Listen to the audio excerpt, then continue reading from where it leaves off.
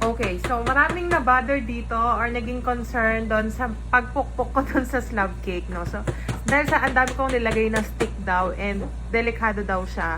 Well, actually, yung mga sticks kasi na yon po ay mga double sticks. So, nilalagay talaga yon sa cake para pang support sa stability niya and kung ita-travel yung cake ng malayo, para hindi siya dumulas. So, wala namang problema maglagay ng ganon as long as i-inform natin yung mga clients. Like, yung ginawa ko kasi doon sa slab cake, since sobrang taas niya, kasi umabot siya ng mga 10-inch ang height, tapos ang dami niyang layer, as in 4 layers siya, tapos makakapal, tapos may mga filling.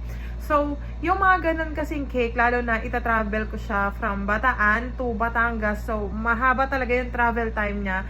Kailangan ko siyang i-secure para pagdating dun sa venue ay buo pa rin siya. So, hindi naman siya ginagawa or nilalagay doon ng walang purpose, okay? Kasi, kapag di mo siya nilagyan ng stick, possible na dumulas yung cake dahil may mga feeling yon.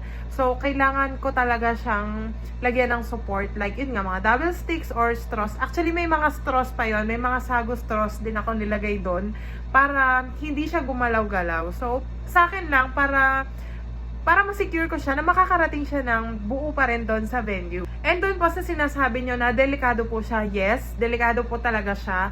Kasi, di ba meron tayo minsan napapanood na mga sinusubsub sa cake. So, para maiwasan natin yon, kailangan talaga natin i-inform si client na meron tayong mga nilagay na mga sticks doon or mga straws na kahit ano na pointed para maiwasan natin yung disgrasya or aksidente na mga ganon.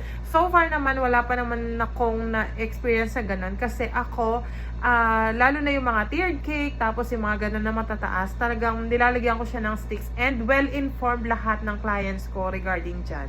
Feeling ko naman lahat ng bakers gumagawa nun at naglalagay nun kasi nga to support stability ng cake, lalo na sa mga matataas. Yun nga lang, yes, delikado po talaga siya. Pero responsibility natin na i-inform si client sa lahat ng mga nilalagay natin sa cake, especially yung mga sticks na ganyan or straws, para aware din sila.